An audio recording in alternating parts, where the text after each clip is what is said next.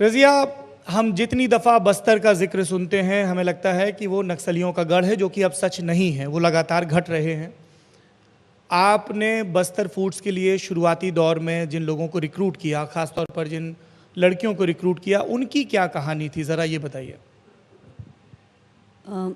मैंने अपना करियर का जो शुरुआत है वो बीजापुर एरिया से किया था। बीजापुर एक नक्सल गढ़ है, जैसा सब जानते हैं। तो वहाँ पर एक बच्चे ने मुझे ये पूछा कि मैडम, अच्छा होता कि 10th के बाद हम लोग नक्सलाइट बन जाते तो कम से कम महीने का 20,000 मिलता।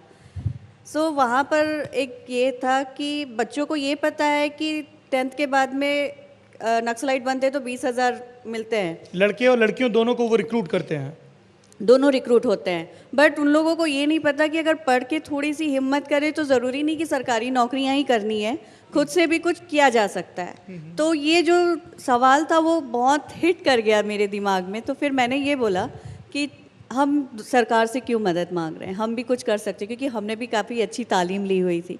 तो फिर मैंने ये डिसाइड किया कि हम अब नया एक चेंज लेकर आते हैं और एक प्लेटफॉर्म बनाते हैं जहाँ पर ये जो यंगस्टर्स हैं जो इंटीरियर एरियाज़ के हैं, हम उन्हें ट्रेन करेंगे और उन्हें सेल्फ एम्प्लॉयमेंट से जोड़ेंगे और उन्हें वो भी बताएंगे कि कहाँ पे फंड्स होते हैं जिसको यूटिलाइज़ करके सेल्फ एम्प्लॉयमेंट जनरेट कर सकते हैं। फिर हमने फूड ट्रेनिंग स्टार्ट किया।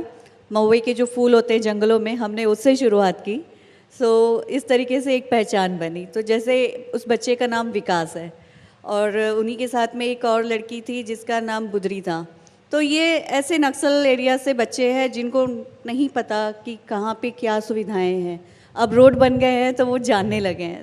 बदल रहा है, एक रूप बदल रहा है हमारे बस्तर का। Very interesting. यहाँ पे ज़्यादातर जो लोग बैठे हुए हैं बहुत ही इंटेलेक्चुअल लोग हैं और बहुत ही कैलोरी कॉन्शियस लोग भी हैं। आप अपने प्रोडक्ट्स हमें दिखा रही थी जिसमें महुआ का बना हुआ लड्डू वगैरह भी था। Please tell them why should they consume mahua का लड्डू।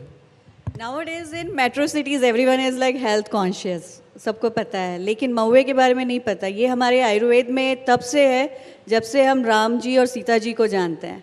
तो वनवास में राम जी और सीता जी भी महुआ खा चुके हैं, इसलिए खाए क्योंकि ये प्रकृति की एक अनमोल धरोहर है। और आज के मॉडर्न एरिया में अगर हम देखते हैं तो हम लोगों ने ये पाया है, because I am a microbiologist, हर चीज़ को रिसर्च के नज़रिए से देखती हूँ। तो मैंने ये देखा कि महुए में बहुत अच्छा कैल्शियम है, जो आज के दिनों में हम बॉडी में पेन्स, जो बोन हेल्थ है उसको लेके काफ़ी हम लोग कॉन्शियस है। गट हेल्थ को अगर बात करें तो गट हेल्थ की बात करें, हार्मोनल इम्बैलेंसेस की बात करें, तो प्रकृति ने हमें मेडिसिन के रूप में महुआ दिया हुआ है। जो सारे एलिमेंट्स इसमें हैं, हाई रिच प्रोटीन है, आयरन है। आयरन के लिए हम आयरन के टैबलेट्स आंगनबाड़ी जो होते हैं वहाँ पे देते हैं ताकि प्रेग्नेंट वुमेंस को आयरन मिले करके। लैक्टेटिंग मदर्स को भी आयरन दिया जाता है, लेकिन ये आयरन हमारे नेचर में अवेलेबल है महुआ फूल में। तो महुआ में आयरन है, कैल्शियम है, प्रोटीन है, अदर मिनरल्स है। I am the biggest example. My haemoglobin level is 14 gram and मैं साल के 2 से 3 बार ब्लड डोनेट भी करती हूँ। I can proudly say that mahua is highly nutritious. Magic of Mahua. True. जी रज़िया जी, आखिरी सवाल, किस तरह के चैलेंजेस आते हैं और जो हम लोग अक्सर कहते हैं कि अब इसको और बड़ा कैसे किया जाए? चैलेंजेस तो हम लोगों ने डे 1 से ही देखा था जब हमने ये महुए पे जर्नी स्टार्ट किया। Not about the Mahua, agro भी हम लोगों ने स्टार्ट किया था, जिसमें पुराने ज़माने की जो ढेकी राइस, ये सारे हमारे जो फूड हैं वो हैं। तो बैंक सपोर्ट नहीं कर रहे थे उस वक्त, क्योंकि ये नया कॉन्सेप्ट था पूरी तरीके से।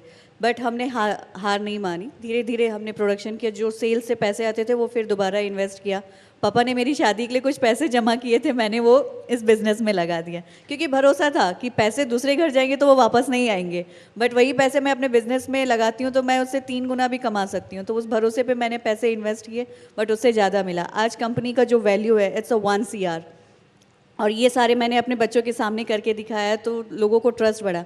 आज बैंकर्स जो है वो हमारे पीछे आ रहे हैं कि madam we are ready to invest in your business, आपको कितना लोन चाहिए। और जो पहला सपोर्ट हमें मिला वो था PMFME स्कीम का, जो MOFP के थ्रू हम लोगों को मिला था। प्राइम मिनिस्टर ये जो फूड प्रोसेसिंग यूनिट के लिए जो फंड दिया जाता है, वो एक अमाउंट हमें मिला। तो उसके बाद में हमारा प्रोडक्शन और बढ़ गया एंड वी आर हैप्पी कि डे बाय डे हमारा जो सेल है वो बढ़ता जा रहा है, और हमसे और भी लोग जो गर्ल्स हमारे इंटीरियर एरियाज़ के हैं और जो बॉयज़ जो बहुत ही अंदरूनी इलाके से हैं, वो खुद ब खुद आ रहे हैं, ट्रेनिंग ले रहे हैं। अब तक 4000 से ज़्यादा स्टूडेंट्स ने ट्रेनिंग ले ली, और ये जो दौर है, ये जो प्रोसेस है वो और बढ़ते जा रहा है। सो चैलेंजेस है, क्योंकि चैलेंजेस हैं तभी उसका सोल्यूशन है। So we are happy that we are ready to face such challenges. Thank you, wish you all the best.